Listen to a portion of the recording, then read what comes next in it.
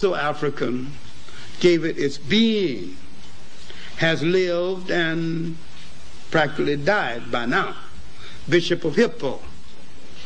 He has written far more than the world knows. People know about his City of God and his confessions.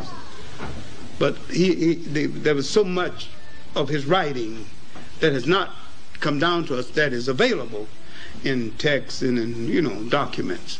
But he has lived and practically died by this point.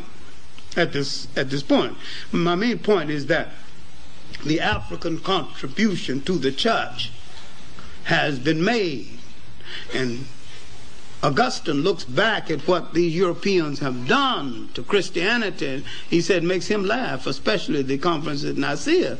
These people don't understand Christianity. Now, the fight between Byzantium and Rome over the dominance of the church has literally wrecked the church. And this mismanagement and disenchantment now would cause a camel boy. Now, because you can't read, that doesn't mean you have no wisdom. Most of the people of that period couldn't read. That don't mean they're stupid. To begin to talk to other camel boys. And finally, he began to rise up in his profession, and his uncle began to give him a little leadway. He was working for his uncle, in the trades, the caravan trades between the masters, and and finally he marries a rich widow. This rich widow secures for him 2 Ethiopian tutors that the Encyclopedia of Islam mistakenly called slaves. They're not slaves. And Zayd bin Harith and Bilal. Bilal is the prophet's first convert. And Zayd bin Harith is listed as the third. I'm at a loss to find out who was the second of the African converts. All right. Oh, now, this is the condition. The corruption of Christianity has reached a point for failing to find reform, to get reform. He began to send letters to the different heads of state asking them to accept the new faith. And some of them laugh at it. Some of them tear up the letter. The Emperor of China takes it seriously. He didn't so what's the big deal? he erects a mosque. It's all right. One more religion don't mean nothing to him. So, he erects a beautiful new mosque in China. It's all right. I mean, it didn't seem to bother him. He'll accept it. He'll give it a chance. Anybody want to join it? Here's a mosque. Yeah. You make no fuss about it. A few accepted, a few didn't. And then he tell me either go to accept the faith or go to pick up your sword, because I'm going to fight you, Now, Bilal accompanies the prophet on his various missions. And he is looking for someone to call the faithful to prayer. Bilal becomes the first of the Muslim to call the faithful to prayer. And he has looked, and he didn't, among the people of Arabia, he don't want to use bells or, Then he comes home one evening. Bilal is his steward and his mace carrier and general all-around man. And he tells Bilal his problems. Then he asks Bilal to see if he can say the call to prayer. And he said, why have I been looking all over Arabia when you have the sweetest voice in all the land? Now Bilal becomes the one to call the faithful to prayer. And he makes out of it a great art form. And even today, if you go to Senegal and listen when the faithful being called to prayer, the Africans do it, and it is a concert. It is a concert piece. Then go to an Arab country and listen. Almost like a bad bird singing off tone. They can't bring it off to this day. They can't bring off that song. The beauty of that song.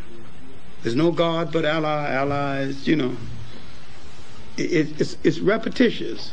But it's the African who can take that repetition and infuse a spiritual beauty into it that you will not find in any other country, any other place in the world.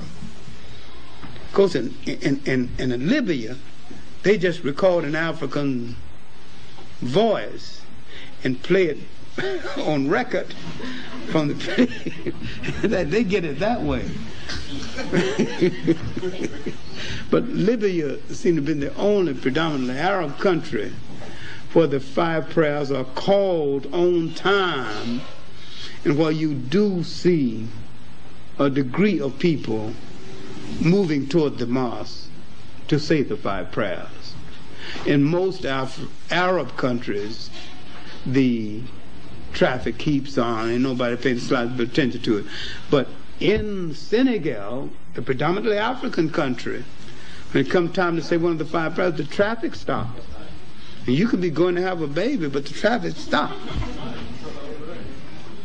And my point is that whether I believe in it or not, it's just so beautiful to see so many black people doing something in unison.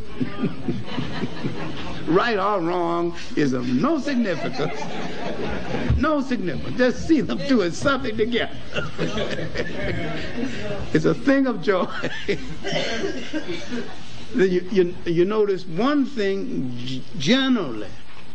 The men and the women are closer together in African countries than in Arab countries. And inasmuch as the prophet's first public act at a time when, because they are a desert people, when a woman had 2 girls, if the 3rd child was a girl, they either got rid of her or put her to death. Women protested this. He defended their right to keep the children. Now, inasmuch as the prophet defended their right to keep their children, one wonders why and how over the years systematically Islam became predominantly a male chauvinistic religion. Here you have to separate Islam from Arabism.